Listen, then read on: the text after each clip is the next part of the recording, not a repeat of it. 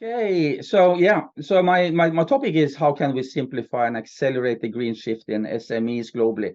And the reason why I'm saying SMEs, small and medium-sized enterprises, is that is where the biggest need is. The large guys have the resources they need. They have sustainability officers. They have pretty advanced IT technology and so on and so forth. But the gap is in companies that are from about 20 to 500 employees, and there's a huge need for mentoring in that area. So I was talking. I had a presentation in China, and this was a postcard that I created for it. And there's climate change very visible now. Close to my home in Germany, there was a lot of devastation, and the Himalayan glacier is melting and so on and so forth. And if we don't do anything, we are actually saying to our children, get used to it. So being in the generation that created this problem, we also have to do our best to solve it, and we need to treat it as a war on destruction. So I want to just have a poll here to hear what are your reactions to this postcard. So yeah, can you show what it is? Yeah, angry, anxious, overwhelmed, and we have to fix it. I'm so glad. You know, the two things, I'm going to get back to it a little bit, but angry is an energy. It's an energy that we need, and we have to fix it. So I like the responses, but yes, I mean it is overwhelming, and it is an existential anxiety. So that is what we're facing. So I indicated here in green, and I wanted to see whenever I have a green text, those are takeaways for how we can help SMEs go forward. Now there are three parts of this, and first I'm going to pose the question: can we actually maintain? Do we have an attitude that we can maintain capital that is not mine? I mean, nature doesn't belong to anybody, but it belongs to everybody. And we are so used to possessions that is actually a problem for us. The only mechanism that we have is to use taxes, and people are allergic to taxes. So the question is, how can we actually repair this? The second I want to touch on is the concept that a friend of mine, a partner, said, called green thinking. And green thinking is something that hasn't permeated the society yet, but I give you a roadmap for those discussions. And then the question is, how can mentoring be green? And part of the answer is obviously a strategic focus. Now, this cannot by any thought of imagination be a complete answer to the question, what can we do for small and medium-sized enterprises? So I'm going to put a couple of invitations at the end, just to be transparent about it. Now, I think we have to realize that we've had a golden post-war growth period, but the downside is that it also led to overshoots all over the place.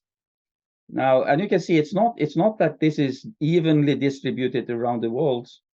In terms of the ecological footprints, we cannot really blame India.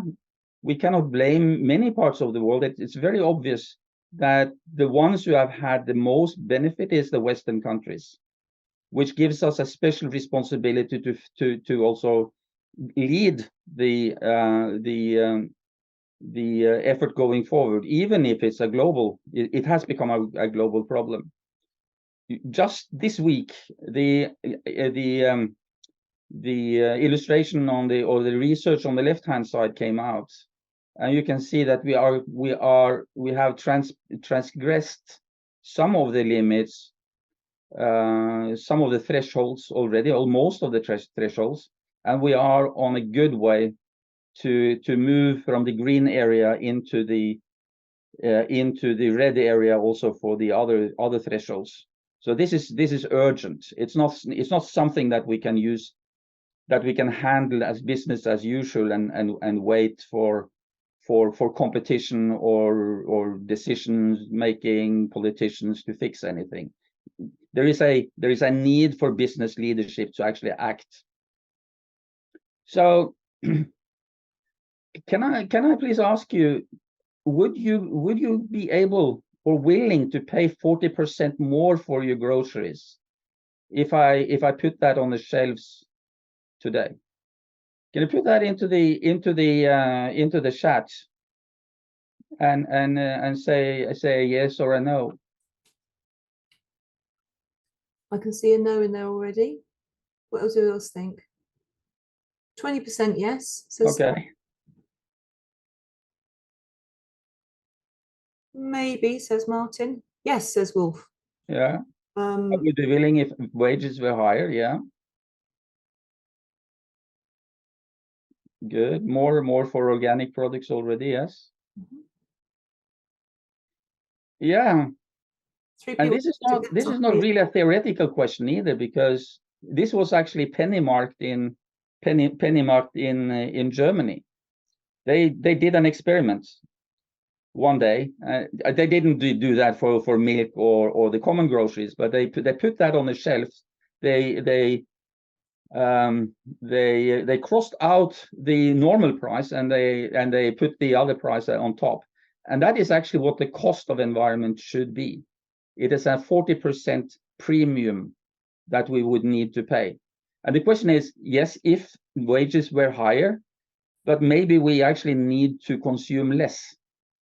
So that's a thing. Now they made sure that and they said it is only for this week, and the week after it went back to normal. But they had actually calculated that we're paying 40%. We should be paying 40% more. The question is, where is this coming from then? I mean, yes, we can be angry about it and we can say we have to fix it. Those are the two positive. But there's also a lot of other reactions that we see. And I asked how you react to it, but this is also how others, our clients and our families, our friends are reacting to what's going on. And I think there are too many negative positions, too many negative emotions connected to these questions. It's okay to be confused. It's okay to be overwhelmed. It's okay to say I'm not to blame. It doesn't mean that you don't have to contribute to fix it. It's not okay to see I can't do much difference, because we can indeed, as mentors and company owners and with our clients, to say it must be God's will and we can't do anything with it. I think that's very destructive, but there are some people in that area. But these are reactions that we will need to handle when we are mentoring or coaching our clients. I'll give you some roadmaps into what is it that we can actually discuss in the meetings. So one thing is that this is a global problem, and we need global politics for some of the issues, like waste management, for instance, and transmission, travel solutions, green mobility and stuff. Those things need to be on the public agenda. But it does come down to our lifestyle, and I call it lifestyle redesign. We have to redesign. If you are to fix these problems, we have to redesign our lives, and we have to do it for our kids and our grandkids. I have a 5-year-old grandchild, and I don't want her to live in this postcard that I showed you. But the question is, if I'm to change my lifestyle, I need products on the table every day. I need clothes. I need to commute to work. I need to have ways of earning my living, which isn't possible without responsible business practices everywhere. And mind you, 99% of the world's businesses are small and medium-sized enterprises, and they're waiting for you. Now, the last corner is there's a lot of words about innovative technologies, and we need technologies and so on. I was in Berlin last week and visited Siemens Energy. They're producing gas engines that produce electricity, and they have everything we need. But what they say is that somebody must pay for it, right? So it's the question of learning curves here. Innovative technologies is okay. Solar industry was developed within 15 years, but it took a lot of bankruptcies on the way. So the competitive capitalistic model doesn't work for these problems. We have to collaborate, and we have to spread technologies. And I think this calls for universities to have a much bigger role. I call it war on destruction, and I think business leaders all over the world are eminently positioned to lead, and I also think they must. Not everybody are in a position to do it. They might only distribute products, but it's then incumbent on them to choose better suppliers.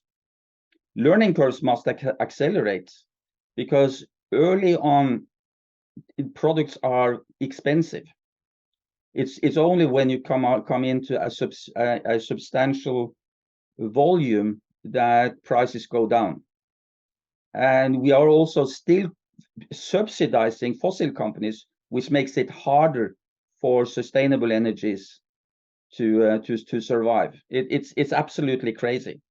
We have to shift those subsidies from fossil companies into sustainable energy.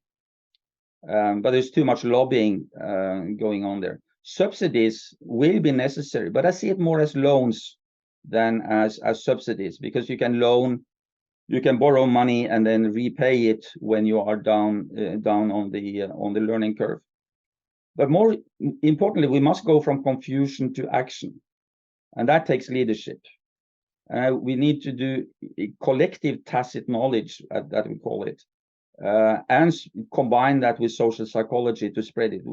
This is an area that we used very much in my time as a director in General Electric in Europe. A lot of social psychology in what we were doing. The taxonomy compass that comes from EU is a very useful guide to circular economics and to climate repair and so on. So we have the climate change mitigation, which is one area that we're working on. But what we have to avoid is to say that, sorry, we can avoid 3 degrees warming, but we have to accept that we are on a path, a very solid path towards 2 degrees warming. Now the problem there is that there are lots of homeowners who won't get any insurance, and it's going to create poverty at a level that we haven't seen probably since the late 1800s. Then we have the water issue. I mean, if Himalaya melts, then we have to accept conflicts, we have to accept diseases, we have to accept soil erosions from torrential rain, and we have to face famine. I don't think anybody in the world are willing to accept these things. The other thing is that I've heard that we can just have better air conditioning. Now we have to remind ourselves that animals don't have air conditioning. And unfortunately, I can see a great deal of green wishing from politicians. Norway is definitely one where we have a lot of green wishing. We think that we can achieve so much by 2030. The fact is that we are 20 years in delay already. Now, I don't say this to kind of scare you or say, oh, okay, I mean, we are in a hard place and we can't fix it. We still have tremendous innovation. We still have tremendous power, and we've gone from oblivion to awareness that we can do something about this. one of the biggest issues that we have now, which is an existential issue, and it's absolutely number one, is the petrochemical. But there are two sides of petrochemical and oil and gas. One is that we have actually some very good technologies that are based on hydrocarbons, including foodstuff. You can see 20 incredible hydrocarbon elements that we need. Some of those are in food. Some of those are in materials, such as nanomaterials, which is one what is called one atom or molecule deep and stronger than steel. So we have some of those things that are actually hydrocarbons. So when you say, okay, we don't want any hydrocarbons, that's a misunderstanding. We have had a journey that has been devastating. But the question, the red oval in the corner there is, can we actually use carbon capture and storage? Can we use ammonia coming from green sources? Ammonia is better for transportation than hydrogen.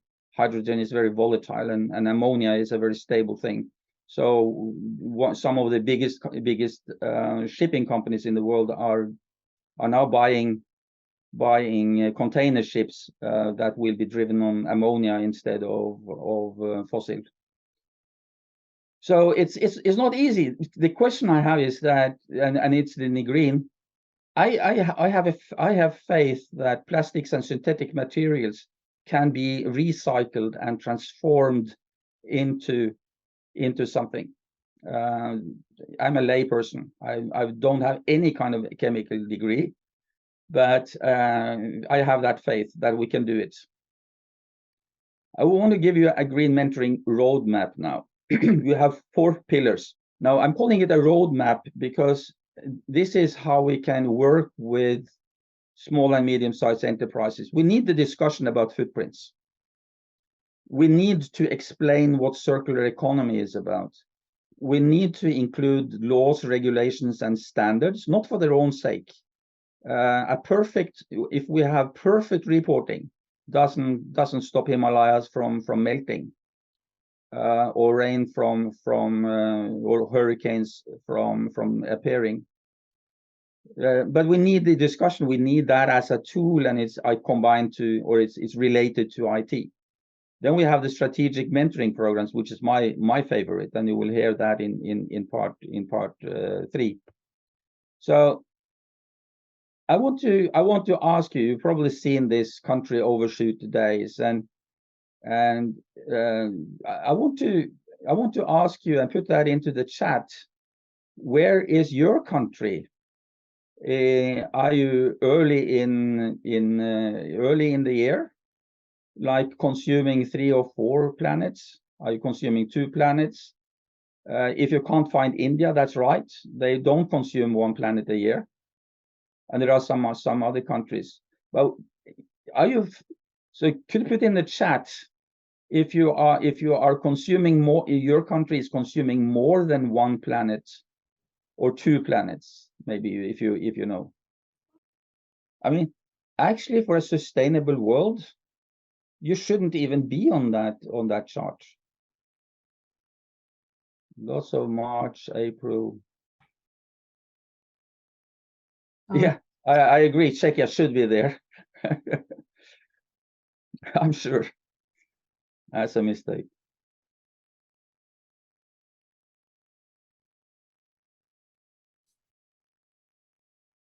I think probably in there with Germany or something.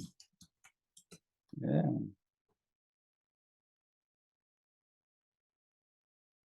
Yeah, a good question from Martin there. How do we convert the month into number of planets? Yeah, I started at the wrong end. You can't read that from this. But it's something like, if you are in the first quarter of the year, it's probably somewhere between 3 and 4 worlds, planets. Now, climate researchers actually can see it from the climate statistics that we had an overshoot in 1999. And the question we need to ask ourselves is that if we just substitute whatever we're consuming today for circular and sustainable products, is it going to be enough? I don't think we have the answer to that. The thing is that at least that we do not have the same problems around the world. So that is the first thing. I mean, the discussion about footprint and the urgency that we have to do something. The second point here is that we need to explain what circular is. I've deliberately made a very small in the left-hand corner. It's from the Ellen Arthur Foundation, and it's a very, very technical thing. Engineers would probably find it pretty comprehensive. I've created a simplified model where I say we need to take less out of the nature, we need to waste far less and ideally nothing, and then we should make sure that the make and use goes into collectors, that we can recycle it, and that we do that locally rather than transport it around the world as we're currently doing. I mean, it doesn't have to be more difficult than that, and people then understand what circular economy is. The third is that we need to use and this goes into obviously companies. Companies will need to use standards, and I have in my interviews we've done a good piece of research here. The idea to implement standards is that you need to have a foundation, and ISO 9001. If you already have that in some of your clients, that's a very good basis for actually also approaching standards. And then you have all these 4-letter things. I won't go into it, but those are our standards. The ESRS comes from EU. IFRS is the International Foundation for it's the accounting world, but they have standards for integrated sustainability, and they have integrated the organization that they call SASB. So those are the main standards there, and the more technical standards are from the GRI and the GRC world that has been operating since about 2000. But the important thing is not which standard. We have guidance for that. But the thing is that for small and medium-sized enterprises, do a Gemba walk with the engineers. And a Gemba walk is simply to go through the production facility, either from the end backwards or from the start forward. And you will then see where there is waste. Engineers know where there is waste. They know where it can be improved. You don't have to go to university to find these things. It's just a matter of walking. Gemba, by the way, is a lean concept. And what you should be looking for is dual materiality. So what is the impact on the environment, and what is the impact on your financials? And obviously go beyond the boundaries of the company and go into and look at the whole value chain, which is for larger companies is also a requirement from EU and from others. For instance, Ericsson in Sweden have I think it was 435 or 635 suppliers that they actually monitor, and those are given better conditions by the banks for their loans, because they can claim that they are sustainable and audited by Ericsson. So this is spreading very fast. Part 3. So those are the roadmaps that we look at. Part 3 is about how can we maintain capital that is not mine.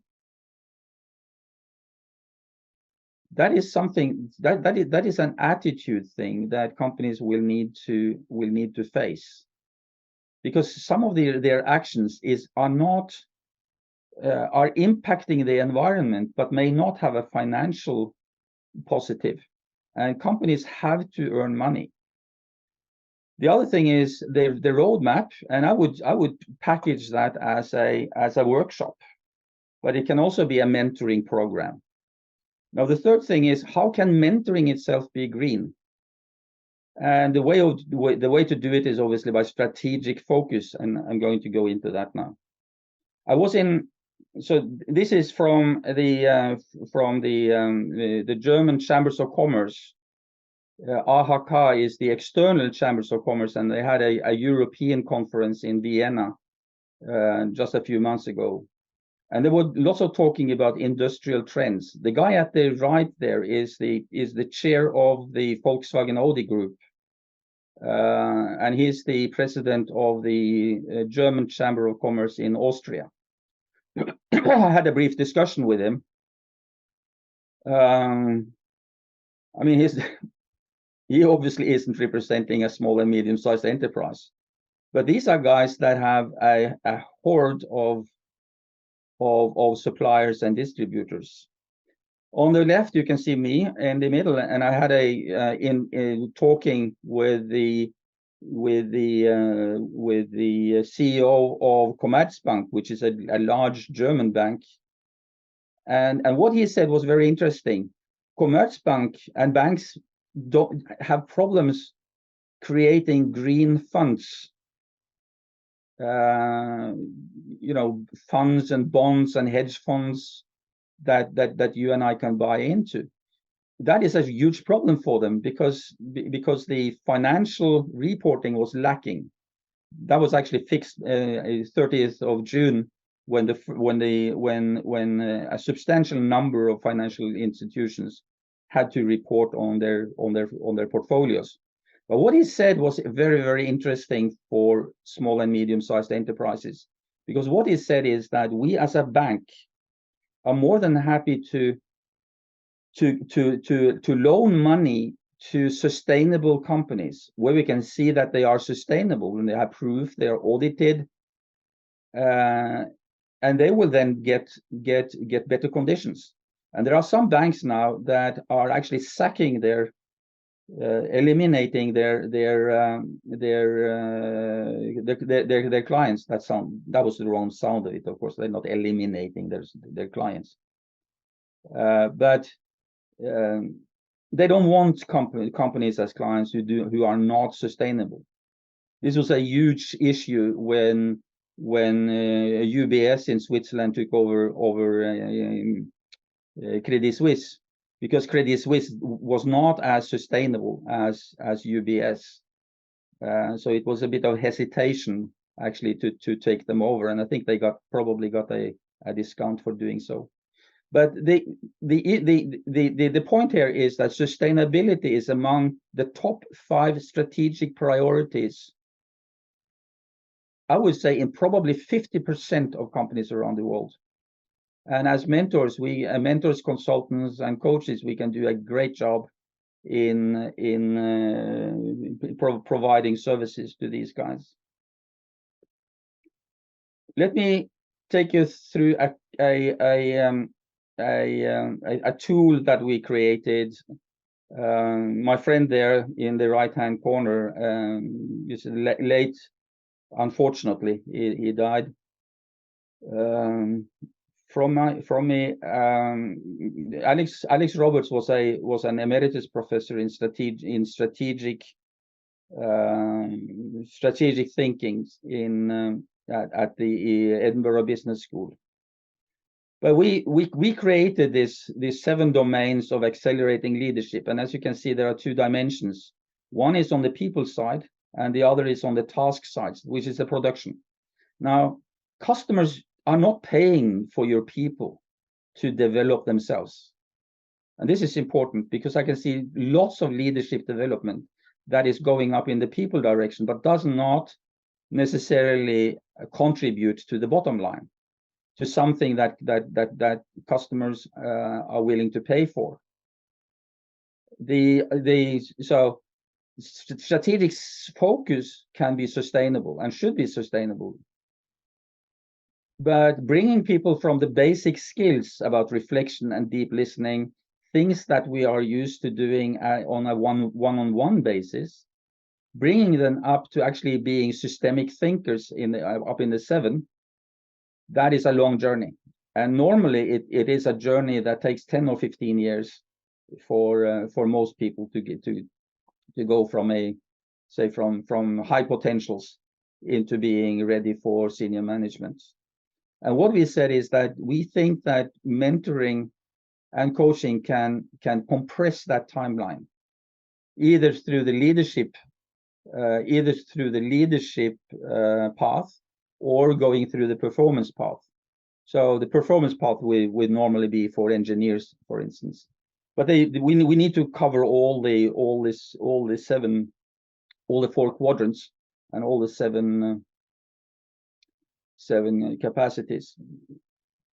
And the recommended sequence that we have as a coaching sequence within mentoring, I could see I had a question about how can you bring mentoring into coaching. It came from Katie. I love that, because that is exactly what we're doing. We want to use coaching methods as part of not only what we do in strategic mentoring programs, but what we teach others to do inside there. And we said that exploring relationships is the logical starting point. You can collect leaders, managers into a room and explore relationships. It's much more difficult to start off by asking, what are the values here? What are the attitudes? Where are you? And you have your easel and you're writing down things. It's not phenomenological, and it's less useful. What we want with this exploring relationship is for everybody to reflect and question how they are in the world, what we in existential theory call being in the world. And it's a small b. The thing is not about what is a leader, how are you supposed to behave. It is more about how do you behave, how is your being in your world, with your social world, your relationship to things, your relationship to yourself, and the relationship to everything you can't do anything about, which can then transgress or into spiritual, obviously. From that platform, if you may, we are then going into developing presence as a leader, which is a personal journey. Every leader is different, and so that's a self-reflective space. We also include the management and performance, which is the number 5 in the domains. That has to do with performance, and we are all employed, even if it's a university or an NGO or a company. We are there to perform something, to produce something that somebody is willing to pay for. And then the 4th area, which is absolutely the most difficult one, not to find the purpose, because that's probably easy, but how do you lead? And that is where you come into the systemic thinking area. So I have a lot of gratitude for the work that Alex and I managed to do, and it is solid leadership theory, by the way. You have been working on your own methods. You've taken courses, you have had your clients, you've had your experiences, and this is what we call tacit. This is what you accumulate from your experience. So reflection is probably easy. Deep listening means that you are able to listen between the words, between the sentences. You're listening not only for what is in the room in terms of your senses, but what is not being said. Extremely important for group work, of course. Then seeing the whole person means that you are also able to take the view of a life, work-life perspective. And this is something that is, of course, and as you all know, very important with young people who want to be seen more. And emotional intelligence in this context is about influencing. It's not empathy. I mean, if you're using the Goleman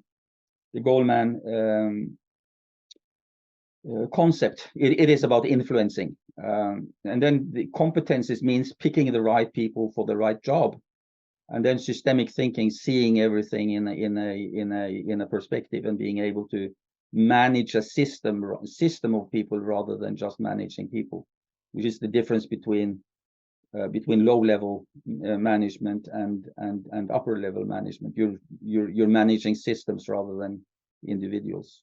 So I would like you to put into the chat, what are the areas where you feel that you have the knowledge where you can contribute the most? Ben's made a point. It says previously you mentioned lean and waste reduction, and Ben wonders if this could be included in the 7 domains framework. Okay, interesting. Yeah. And then Peter says that systemic thinking is not enough. You have to be systemic. Is that the same thing, though? Is that the same thing, Peter? What did you mean by that? Mean by what? Oh, I was just asked Peter if he'd come off mute. Peter put in systemic thinking is not enough. You have to be systemic. I'm thinking if you're thinking systemically, then that will lead your actions. Yeah. Would you say, Peter? I would say that that you have to accept that you're part of the system, not just standing outside thinking about it. Because whatever you do, even as a coach, you are entering a system and you're part of it. So you are actually working in that system. So for me, it's quite a big difference. Just thinking about it and being in it and acting in it. Yeah. Thank you. Yeah. May I add something to this? Sure. Go ahead. When we learned about how to create cultural change, then there was a similar framework about this, that you have to continuously act in a certain way, but it also requires that you have to continuously think in a way. So I think that the expression systemic thinking means that then people have to think in a certain way, to behave in a certain way, to make decisions in a certain way, and create that kind of culture in a certain way. So that is a process for this, which starts with the thinking. I think that's where it fits in. Yeah, I totally agree there. The one of the things that Alex said is that there are 50 different leadership theories, including obviously authentic leadership and connective and all kinds of things. And what we said is that we want to have sufficient room for leadership to evolve contextually. You know, it's very difficult to change a culture by theory. And the thing is that, yes, we are in the system, and a senior manager is in the system and is part of the system. So there's no, so for a manager, there is no outside. You are always part of a system. So systemic thinking is in that corner. It's not an analytical thing. It's being in the system and seeing the correlations there. I think it's absolutely. Peter is saying systemic team coaching, pointing out that the bigger worlds, the ecosystem, and AI, yes, are very important parts in your system. Everything comes together in a way in the systemic corner there.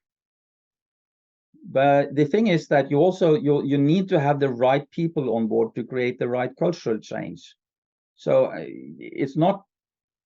I mean, it's sometimes we have this kind of illusion that yes, we can create. We can change other people. It's much easier to first select the people that you want in the bus before you start to drive it. Doing unto others is much more difficult than having people to act for themselves. Any other comments? I'm happy to take other comments, because these are important ideas. So raise your hand and don't be shy. Hello, hi. I'm just thinking, I'm an engineer, so I'm coming at it from when you were saying about demonstrating value in the bottom line and bringing the impacts into reality for businesses. I mean, what sort of systems would they need to have in place, or we need to help them put in place to actually measure? Is there a system that goes along with this to actually measure the impact and change in behavior and attitudes, etc., over time? That's a big question. That's a big question.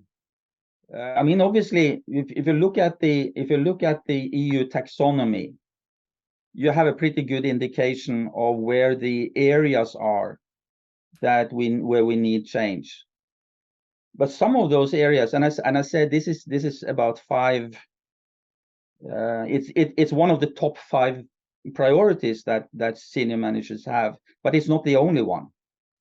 So it is a combination of different elements come into it, and what you're touching on there is I think, how do you create the right KPIs to be able to measure what is important? Now, for sustainability, obviously, that is going to be the dual materiality. But dual materiality doesn't measure the quality of a management team, or even the quality of your business model. So yeah, but I think it goes into the area of actually thinking about how can we measure things that are important, and how can we follow that up? And it's obviously part of something which is much deeper than just these 7 domains or the points on the right. But it's definitely something that goes into the area number 4 in the sequence, leadership and purpose. But it also goes into management and performance. What is it that we are actually saying that people need to do better? How do they want to develop? It might have been a confusing answer, but and I don't think anybody has a full answer to the question either. No, that's great. Thank you. Okay, thank you. You're so nice. There was another hand up here that disappeared. Yeah, okay, I recognize your name there. Okay. Yeah, hello. Okay. It was actually connected to what Sarah was saying. I'm a sustainability professional as well as a coach. So for me, it's really trying to change the way these leaders think about sustainability. And that's where the systemic thinking comes in place. It's like, okay, what are the priorities? What are the most, the biggest impact? And then there are plenty of tools out there to measure performance and progress in that space. Yeah. Obviously, is a bit less obvious when you talk about people, but then again, you can measure it in so many different ways. You mentioned 50 different, leadership styles and models, etc. So for me, it's fundamentally understanding where they have to focus their attention, because sustainability can be overwhelming. So start from the biggest impact, to start from the biggest issues at the management level, at the relationship level, like you said, but also practically, okay, where are the impacts that this company are making on the environment, and then move on from there, step by step.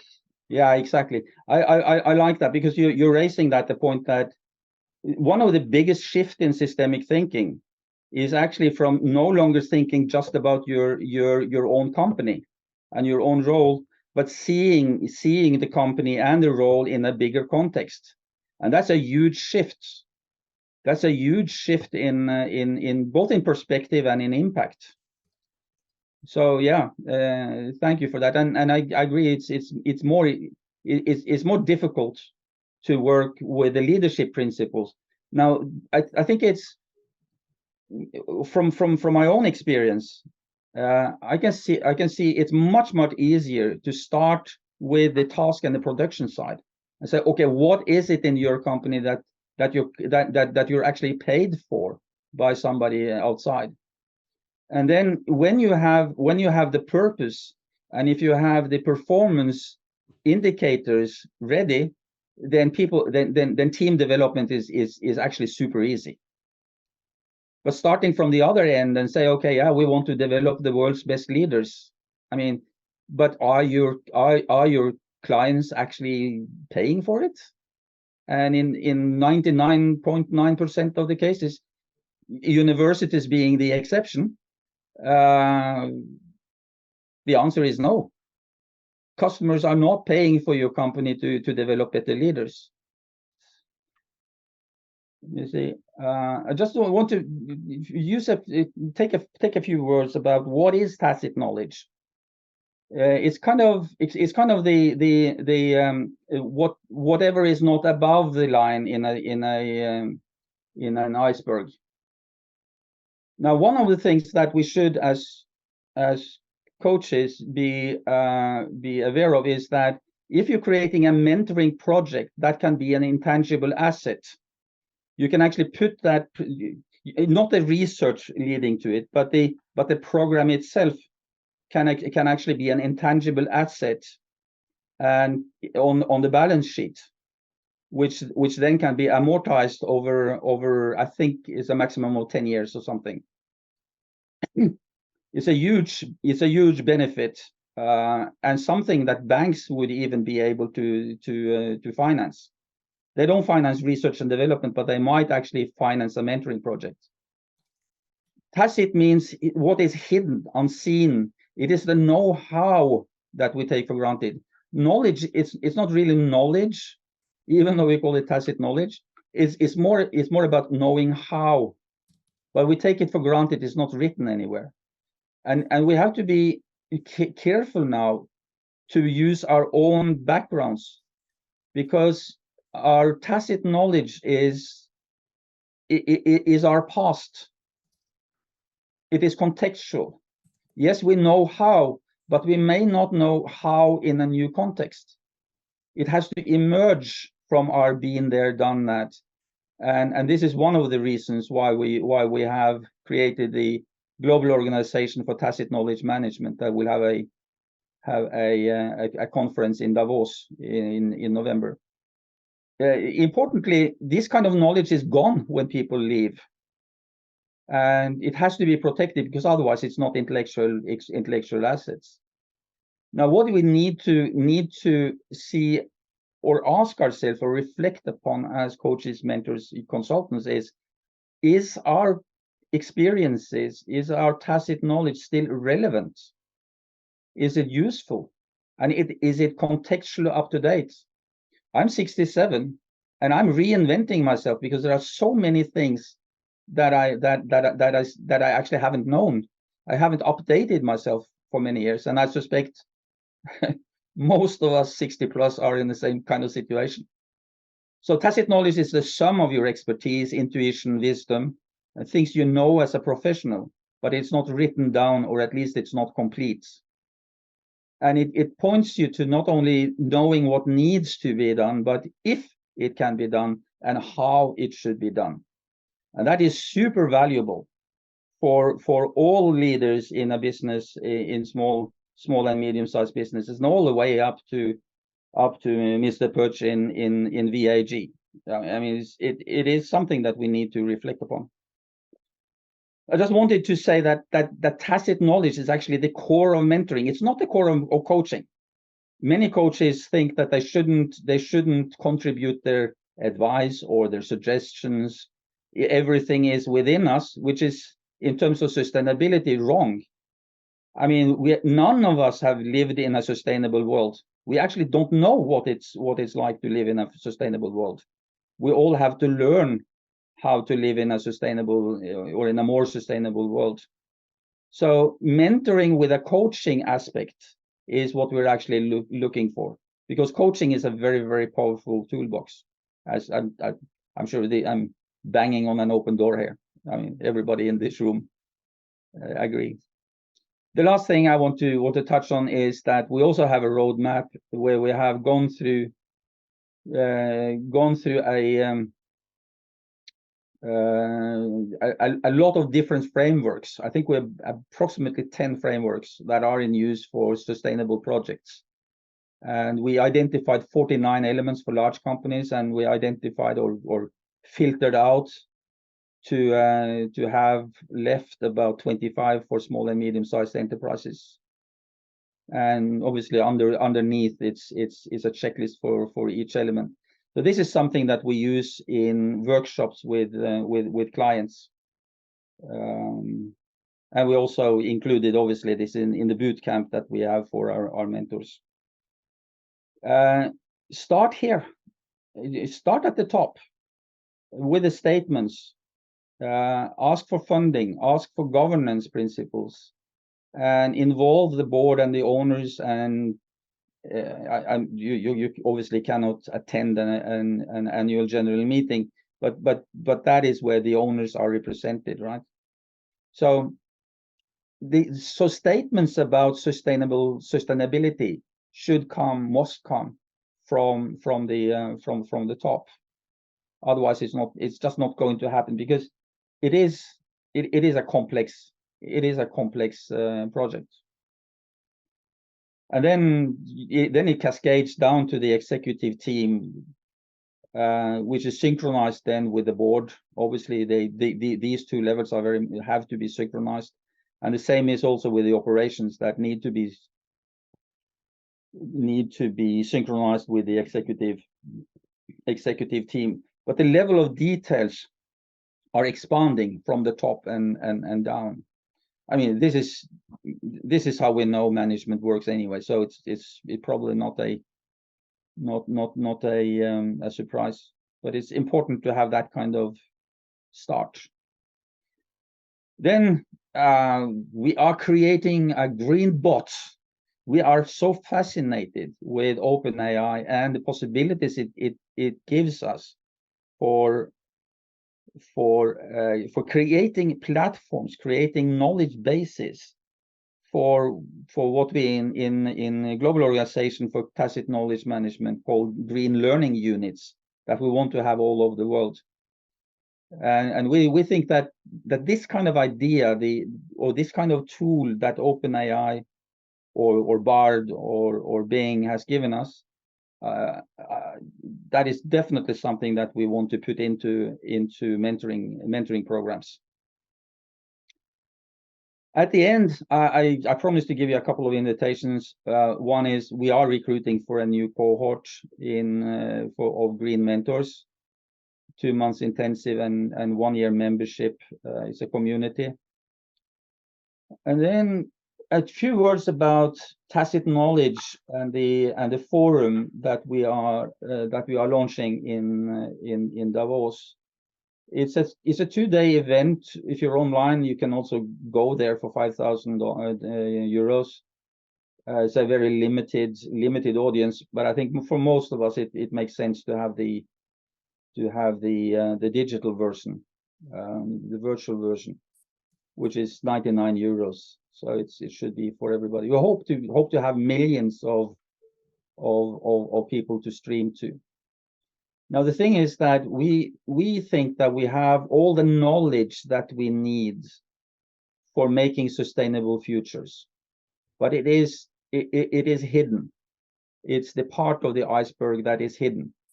What is open to us is the effects. It's the research. It's the news. Everything that we read every day or is accessible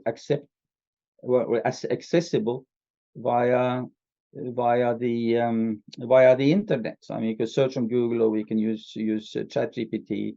We will find only what is above the waterline. What we are very concerned with is that if we want to change the world, we need to be active as consultants, coaches, mentors, managers, sustainability officers, and that is, for now, it's beneath the waterline, and developing ways to access our, say, collective wisdom is what we are trying to co-create in the Tacit Knowledge Management Forum in Davos. So I very much invite you to attend there. And last, I mean, there are ways to connect with me. So this is my V card, and you get my LinkedIn profile, my web pages, and I think even my telephone. So thank you, Paul. Yep. I wonder if I could ask you just like one last question for this, the formal part of the session, which is based on the conversations that we've been having here today. What sticks in your mind, and what might you take forward in your own work? What reflections do you have? So I think it's, I mean, I'm always looking at, or trying to influence as many people as possible, and I think my contribution is not to earn money from this. I mean, I even have my pension, but it's to create some kind of a community, and from obviously from urgency, but create some kind of a community that can actually change the world. And I'm sure that that business coaches, executive coaches of all kinds, mentors are so well placed. So I'm just very happy to see so many people in the room, and having the privilege of giving you some takeaways that you may be able to use with your own clients. Yeah, so it's wonderful. Thank you so much, Paul. Edward, you asked, you mentioned political leadership. Who, in your opinion, Paul, and perhaps everybody else, right, out of the box thinking? Yeah. The main thing that I realized, I think, working on these ideas for three or 4 years now, is that politicians don't produce anything that we can buy. Which means that if anybody are sleeping, it is actually business leaders. This is a huge business opportunity. Yes, we need political leadership, but I think we have a tendency to look to politicians as saviors in a way, as leaders in a way, but I don't think they are. I think it's up to business people, business leaders, to change the world, and that is what I also get from my communication with the guys in Siemens and VAG and other places. They are very far advanced already, but it's not communicated, and I think probably part of it is because what they're doing is pretty complicated. It's pretty complicated. So one of the things that we actually can do is to watch those trends, to talk with the engineers, and see what are their ideas of what they need, and then support them, rather than thinking that everything is about leadership development. Ask the ones who are actually producing and changing the world already. And back to the slide that I had about your feelings. I mean, hopelessness and helplessness and all those things are not constructive, and you can change that just by communicating with the right people and spreading the word that yes, we are actually working on it. Instead of, it was a paradox in Berlin when I was there.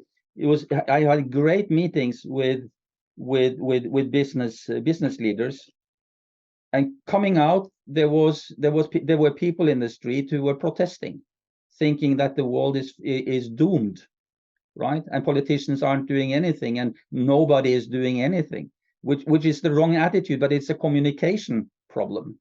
We're not communicating hope. We are communicating disasters. I don't know if we can change the media, but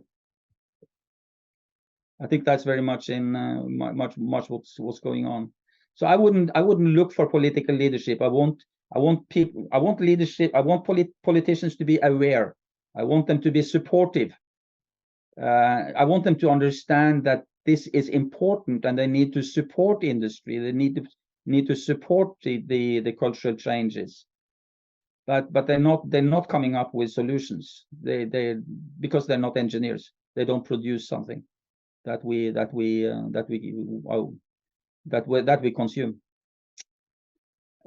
I was a long rant about political leadership. Yes, thank you very much, Dr. Olson. Nice to meet you. Nice to have been part of the group. I mentioned that question because unfortunately in the UK we have a government who has announced a fairly major U-turn on their green policies, which is really disappointing.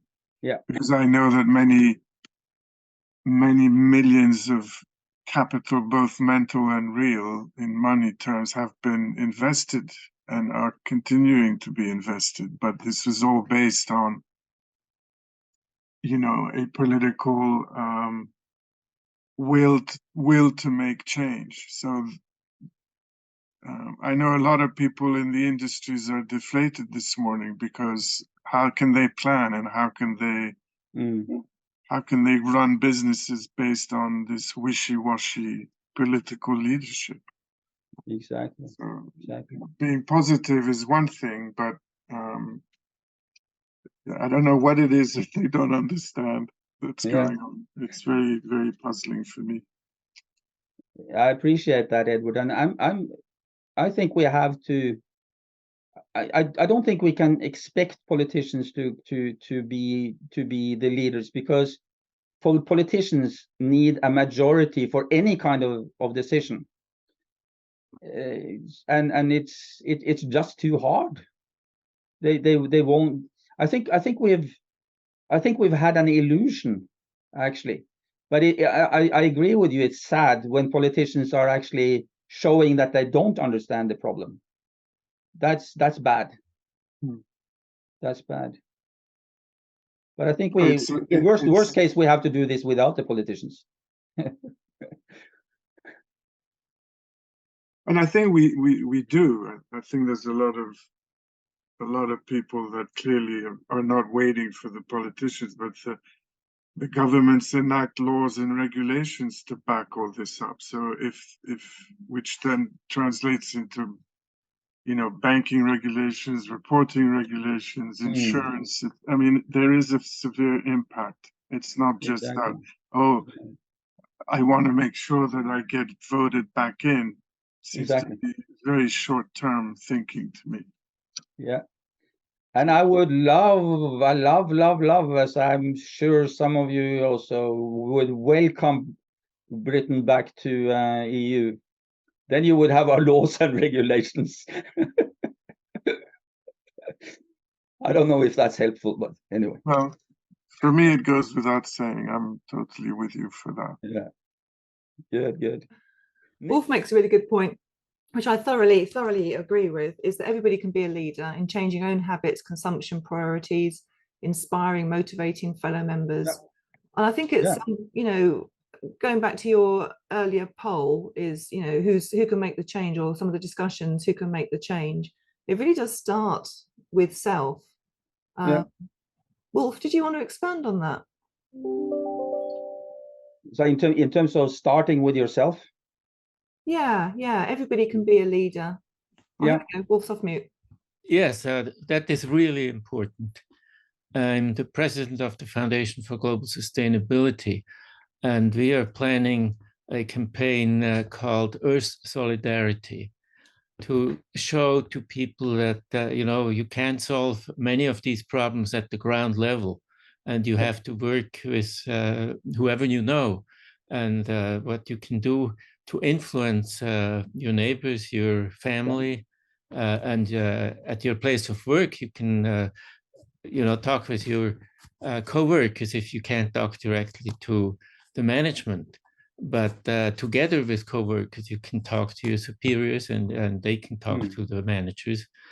And it's very important also to think not only about your local problems, but of course, how they impact global issues. And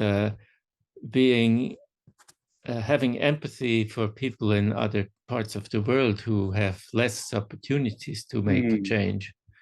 And so that's a big challenge, of course. How can you make people more aware of the global context of what they do and how they can cooperate with others across the world?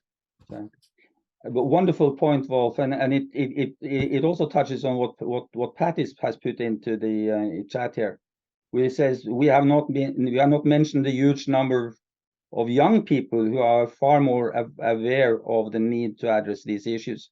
Actually, we have some 10, 20, 30, 40, 50 million of young people who are actually potential leaders. But what we do is to ignore them. And it's absolutely crazy.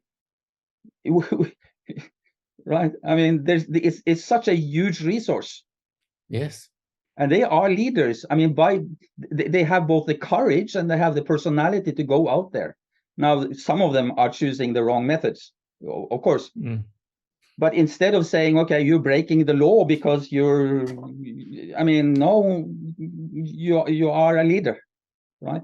Right. They don't think about it as breaking the law. They want to break through the barriers of them being heard and, of people realizing that the problems are global or, have to do with the consumption, etc. And they go after artwork, which is really terrible. But in a way, that's where the richest people invest a lot of their money. Yeah, I'm against painting the what do you call it, the monuments in Berlin. That's obviously wrong, but they do it from desperation. They feel that they're not heard. And how was it if we could bring all of these together, which we don't have time are doing, for instance, but which is also our mission with the global organization for tacit knowledge management. We hope, we would love to have 20 million streamers. We hope to have 10 million. But we need this kind of mass movement. And you're and you guys are so right that it actually starts not at the top, not at the top privileged people talking to each other and promising anything.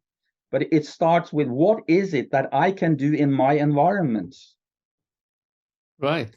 And even if there's a law made or anything demanded from the top down, it still needs to be implemented at the bottom. Exactly. That's where the change happens. Yeah, exactly. But I happen to think that the energy is coming from, not from the top, but it's coming from your environment and what you can do there. Well, we need to bring it together from all sides. Exactly. Yeah. It needs to be. Any other comments? Great comments. Yesterday in Prague, we had a selection of the Manager of the Year, and the Managers Association were also talking about the importance of coaching and mentoring young people and developing talents.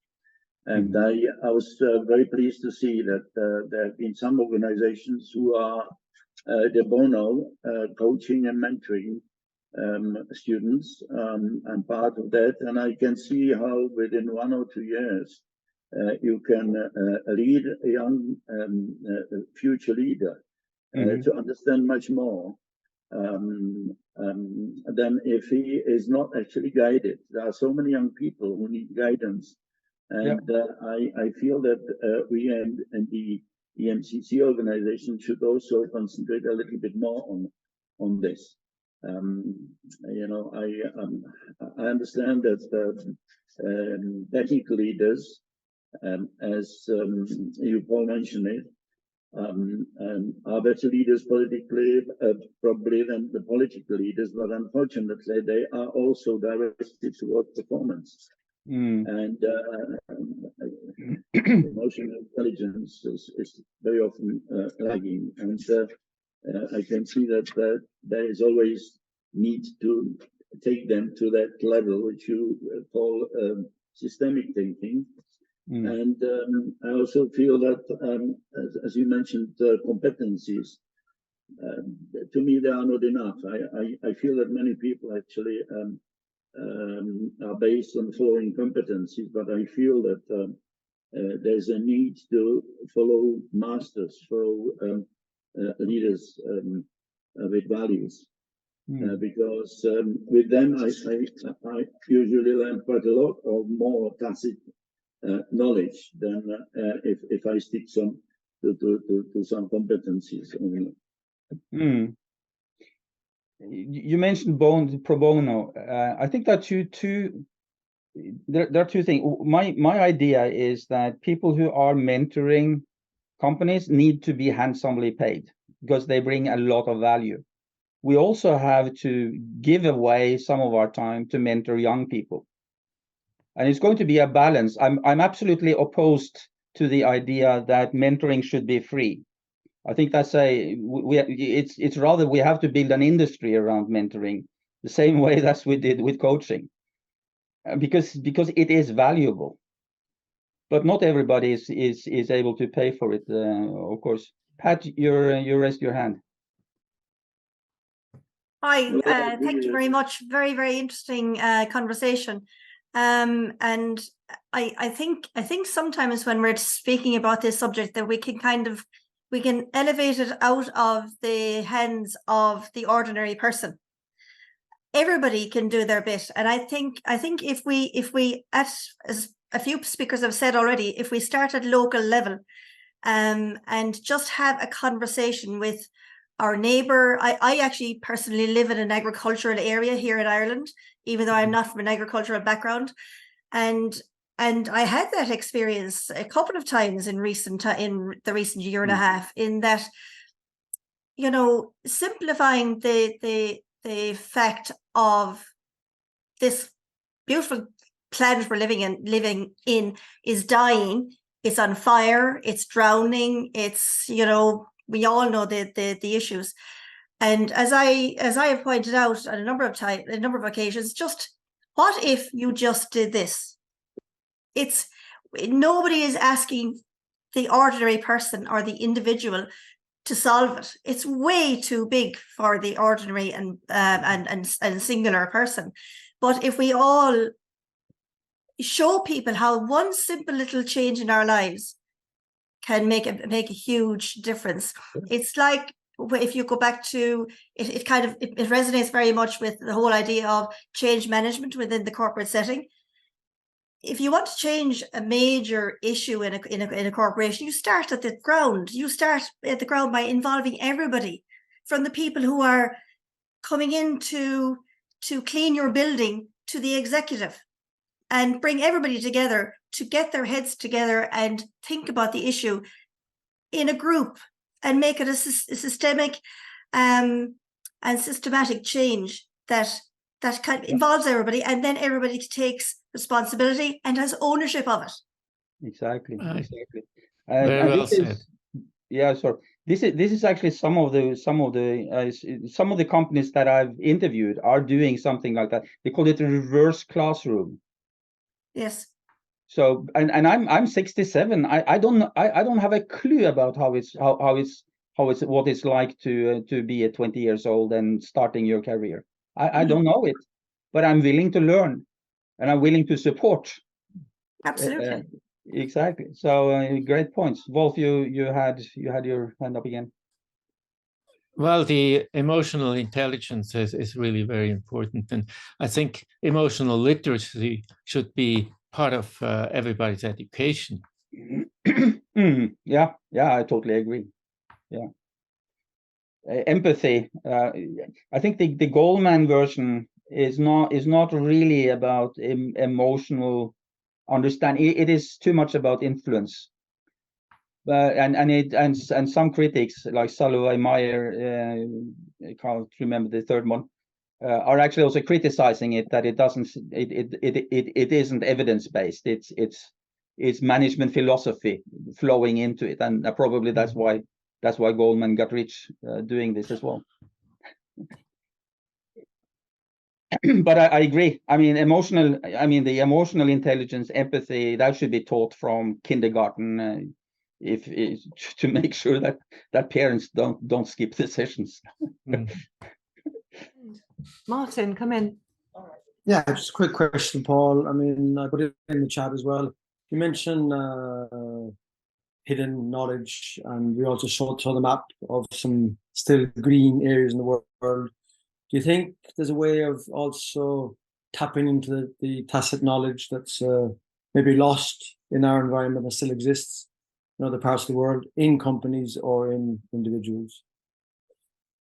Oh yeah, that's a very interesting thing, and coming from a meeting with Silviane, who's also said that it is difficult, because those 85, you know, the thing about the tacit knowledge, our experiences, and what we absolutely want to convey to next generation or to others, and it has a little bit of element of showing off, right? I mean, I'm as guilty as anybody that, I mean, it is a way to present yourself, it's a way to influence others, not necessarily listening. So how do we collect that collective knowledge that we actually need to change the world? And I don't think we have the answer there, but it's part of the idea with our Davos forum, to discuss that and co-create ways of, say, collecting and letting new tacit knowledge emerge from the discussions. And I'm pretty sure, or I'm 100% sure that actually that artificial intelligence, the learning models there, are going to help us. But exactly how, we don't know yet. We have an idea, I think. Silviane, maybe you can comment on that if we have. With the greatest pleasure, Paul. Remember, we had a meeting this morning because we are preparing the Davos Forum, and I have the honor to preside the new non-for-profit organization that was created early this year in Brussels, called GoTKM. Visit the website. And Paul is one of our 64 experts in there. So we have created the why now. It's a discussion we had this morning, and we are the baby boomers. I'm also 60 plus, and it's our duty to transfer our wisdom, expertise, all what we know, that is filling the dots. It's not ChatGPT that will do that. ChatGPT is an algorithm to compound all known knowledge. But here is that the tacit knowledge won't be in ChatGPT. So we have to fill in the dots. So that's one thing. Why now is because the baby boomers are stepping away from corporations, and we are retiring. Third, let me give you one number. In 2022, 50 million people left their jobs in the United States only. So this means that the corporations are losing the value of all that their wisdom and expertise. And at Davos, we want to put that on the agenda for accountants, to put that on the balance sheets. It has a value, like it's goodwill. So in Davos, we are going to group everybody together. It will be academics, experts, business people, coach mentors, because now that we have the why, transmission, our responsibility, etc., we need to find the how. And you beautifully said it, Paul, this morning. Mentoring is one of the how. Transmitting, tutoring, I mean, whatever, but also books, creating tutors, not tutoring, creating tutors, etc.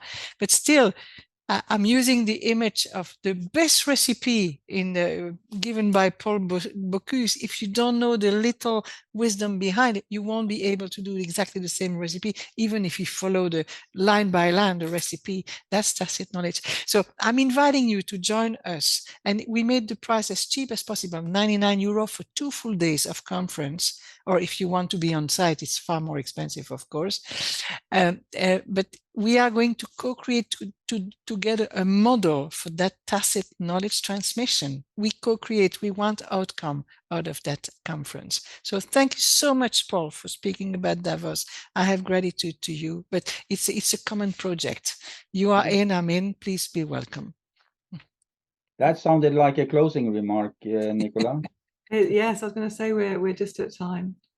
But thank you for that, and thank you everybody for coming and engaging so amazingly today. I'll put a link for next week's session. If you'd like to come to that, you'd be most welcome. But Martin had his hand up. Oh yeah, have a no. Or was it that just a waving? Thank you. That was a clap. I'm going to take that clap and pass it all over to you as well. Okay, thank you all of you.